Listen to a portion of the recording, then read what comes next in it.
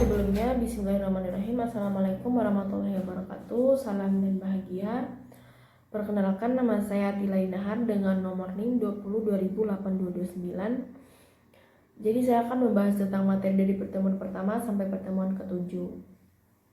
Adapun materi pertama yaitu tentang perilaku organisasi atau organizational behavior.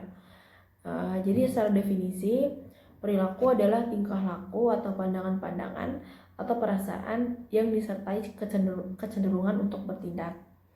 Kemudian organisasi adalah alat atau suatu wadah yang di dalamnya terdapat dua atau lebih individu yang berinteraksi satu sama lain, mempunyai konsep yang sama, pemikiran yang sama, karena memiliki tujuan yang sama juga. Itu organisasi.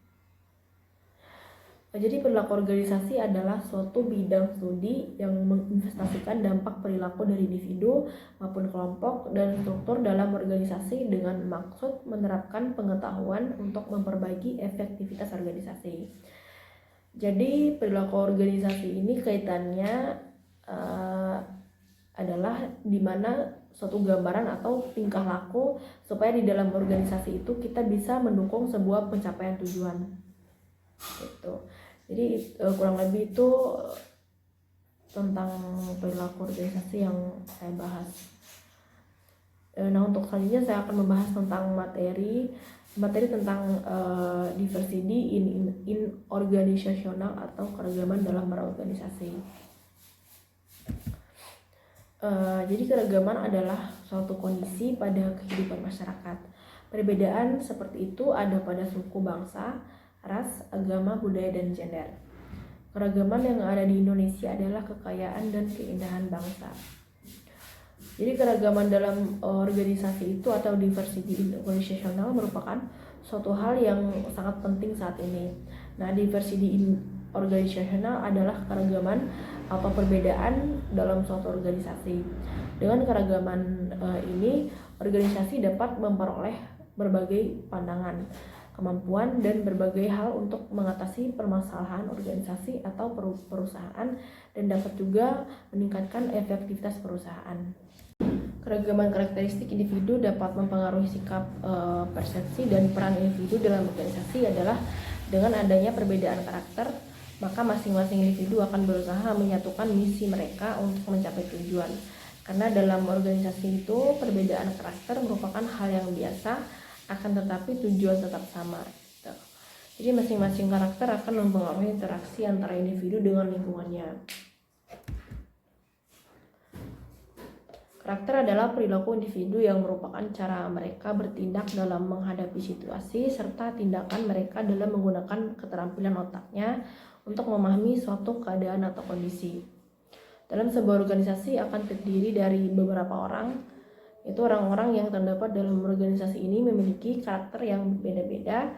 Dengan keragaman karakter tersebut, mereka berusaha menyatu untuk mencapai tujuan. Jadi ada beberapa karakteristik individu dalam sebuah organisasi, yaitu yang pertama, karakter biografi yang berkaitan dengan umur, jenis kelamin, status perkawinan, dan masa kerja. Terus kemudian kemampuan, yaitu karakter seseorang dalam mengerjakan berbagai tugas. Terus kemudian kepribadian. Pribadian yaitu karakter yang berbentuk dari lingkungan keluarga. Lalu kemudian yang terakhir yaitu proses belajar. Nah, proses belajar adalah cara seseorang menjelaskan serta memahami sesuatu yang baru. Jadi salah satu faktor penghambat suksesnya kinerja organisasi adalah kurangnya berkomunikasi dengan baik antara antara anggotanya.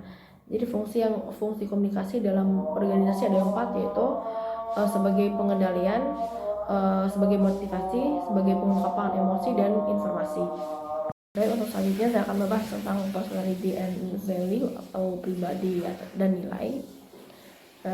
Mengapa sih sifat kepribadian itu menjadi sebuah yang penting dipelajari dalam perilaku organisasi? Yaitu karena membantu proses seleksi karyawan.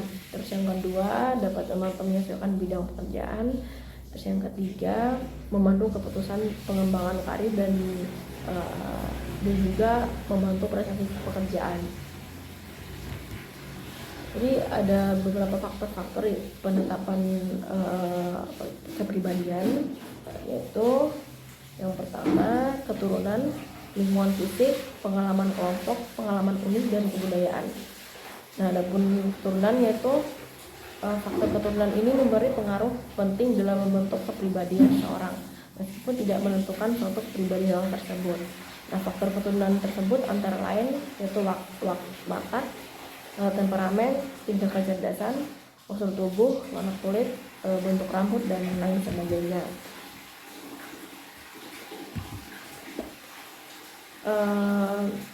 Di antara beberapa faktor tersebut, ciri fisik, ciri psikologis, dan tingkat kecerdasan ada 3 faktor yang paling menonjol.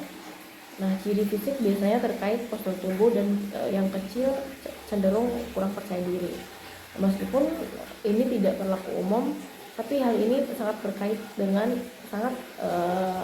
berkaitan dengan unsur kejiwaan, temperamen, yaitu pengawai sifat, dan waktu adalah sifat dasar yang kerap diwariskan. Sementara itu, dalam hal tingkat kecerdasan, hasil penelitian membuktikan bahwa tingkat kecerdasan anak hampir sama dengan tingkat kecerdasan orang tua kandungnya. Kemudian lingkungan fisik. Nah, ketekunan, ambisi, kejujuran, dan kecenderungan berperilaku penyimpangan adalah beberapa ciri kepribadian yang merupakan hasil dari pengaruh lingkungan tempat tinggal individu. Contohnya, misalnya orang-orang yang tinggal di daerah pantai gitu, pastikan bicaranya tuh nada bicaranya tuh keras dan agak kasar gitu. Nah, hal tersebut dikarenakan pengaruh suasana laut yang riuh oleh deburan ombak. Tuh. Terus kemudian kebudayaan. Kebudayaan menjadi salah satu faktor pembentukan kepribadian lainnya, di mana ini mempengaruhi melalui proses kebiasaan yang terjadi terus-menerus. Dengan proses kebiasaan tersebut, individu akan mengalami perkembangan ke arah kepribadian tertentu. Pengaruh kepribadian ini agak jelas terlihat ketika salah satu individu dalam suatu masyarakat tertentu berada di luar kelompok budaya dan bertemu dengan individu lain dari kelompok budaya yang berbeda. Contohnya, misalnya seseorang yang berasal dari Yogyakarta,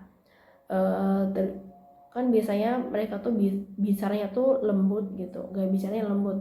Ketika misalnya ia pindah ke Flores, di mana masyarakat Flores itu berbicara dengan nada yang keras, maka ia akan merasa berbeda dengan lingkungan tersebut.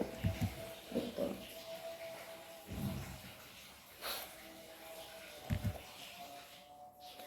Terus kemudian selanjutnya pengalaman kelompok. Nah, sejak lahir seorang individu hidup dalam kelompok sosial, mulai dari keluarga, tempat permainan, teman-teman sekolah, hingga lingkungan pekerjaan. Nah, setiap kelompok sosial tersebut memiliki budaya dan ukuran moral yang berbeda-beda.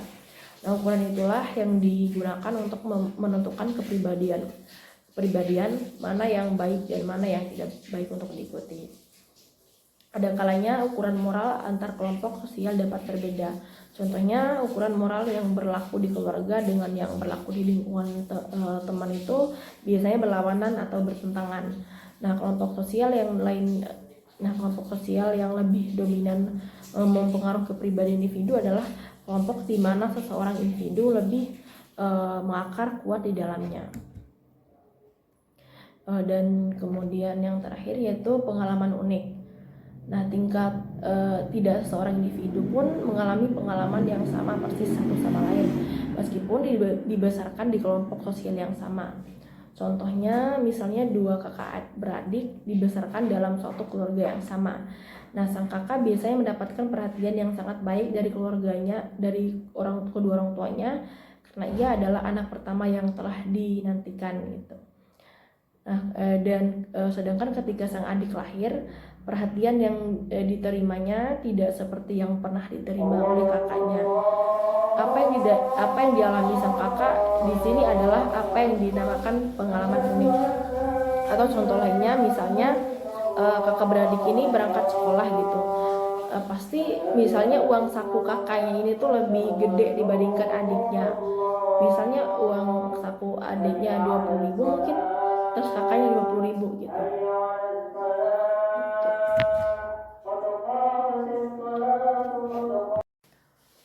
Lalu kemudian saya akan bahas tentang nilai atau value. Nah, nilai ini menunjukkan alasan atau keyakinan dasar bahwa cara pelaksanaan atau keadaan akhir tertentu lebih disukai secara pribadi atau sosial dibandingkan cara pelaksanaan atau keadaan akhir yang berlawanan. Nah, sistem nilai ini atau value system ini adalah sebuah hierarki yang didasarkan pada sebuah peringkat atas nilai-nilai individu dari sisi interaksinya.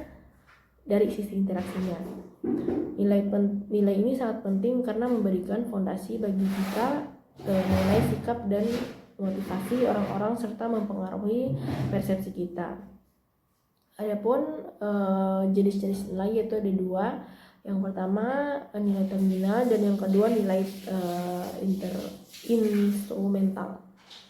Adapun nilai terminal adalah keadaan akhir kehidupan yang diinginkan atau tujuan-tujuan yang ingin dicapai serta selama masa hidupnya. Lalu kemudian nilai instrumental adalah perilaku atau cara-cara yang lebih disukai untuk mencapai nilai-nilai terminal seseorang. Baik, selanjutnya saya akan membahas tentang materi konsep motivasi. Jadi kata motivasi itu adalah berasal dari bahasa Latin yaitu mover, yang artinya adalah gerak atau dorongan untuk bergerak. Sementara itu dalam bahasa Inggris, motivasi dikenal dengan sebuah motif yang artinya daya gerak atau alasan. Dalam bahasa Indonesia, asal kata motivasi adalah motif, yang artinya daya upaya yang mendorong seseorang melakukan sesuatu. Nah, motif menjadi dasar dari kata motivasi yang bisa diartikan sebagai daya penggerakan yang teraktif.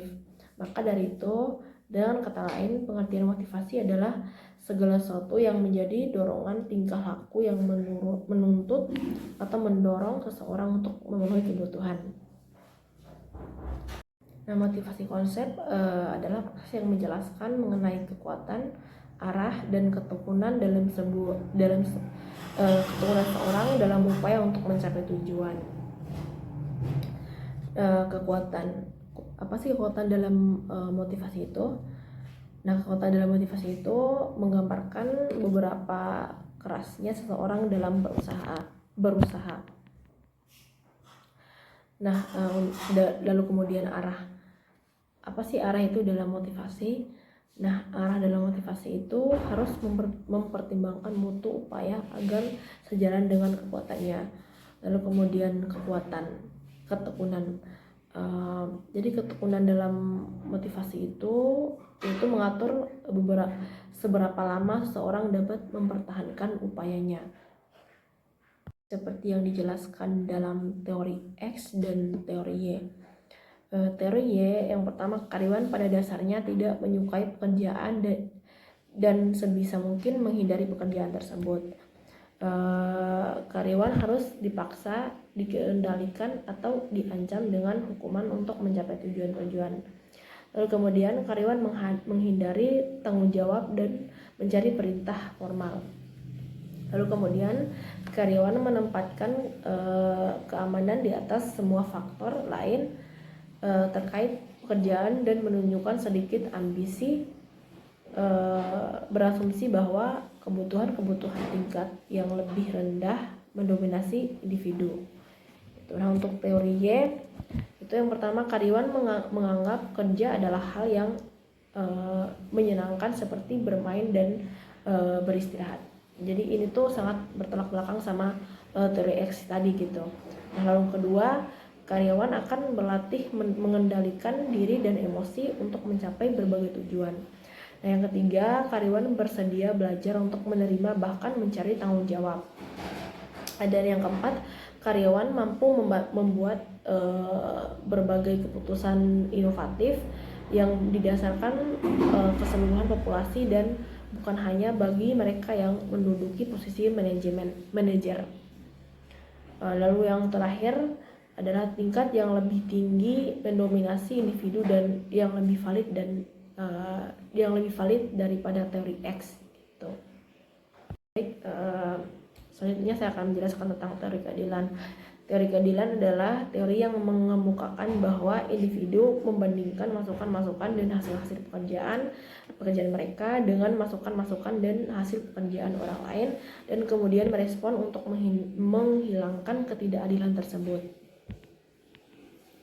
Baik, selanjutnya ada teori evaluasi kognitif.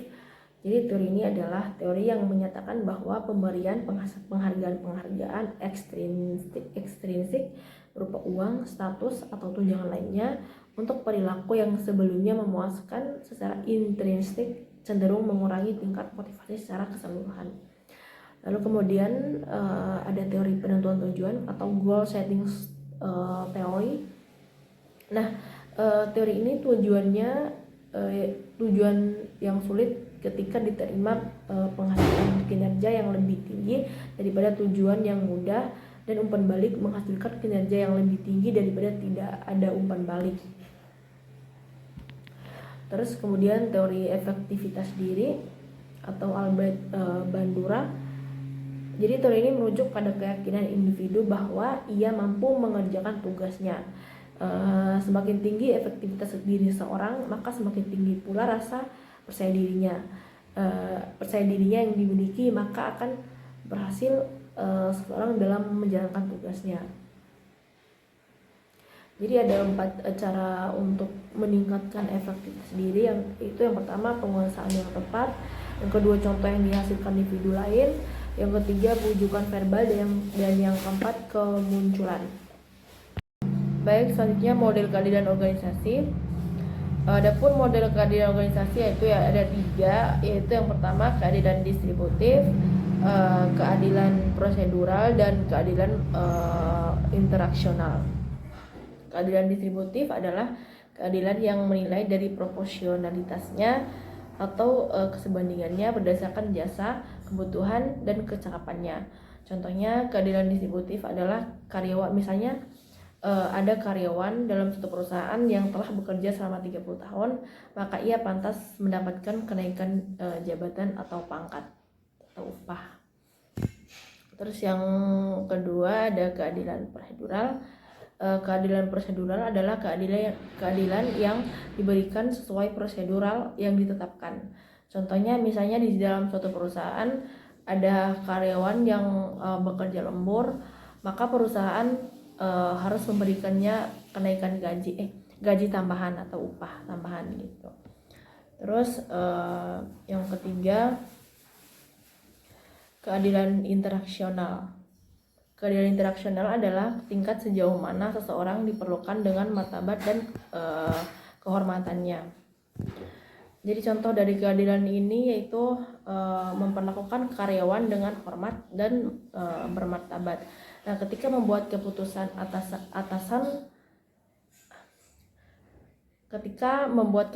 maka atasan peduli hak-hak karyawan. Ketika membuat keputusan, atasan menyampaikan dengan jelas dan logis dan lain-lainnya. Gitu. Kurang lebih itu aja yang bisa saya sampaikan dari materi pertemuan pertama dan pertemuan ke-7. Lebih dan kurangnya ataupun ada salah kata, saya mohon maaf yang sebesar-besarnya. Wabillahi taufiq wal hidayah. Wassalamualaikum warahmatullahi wabarakatuh. Salam dan bahagia.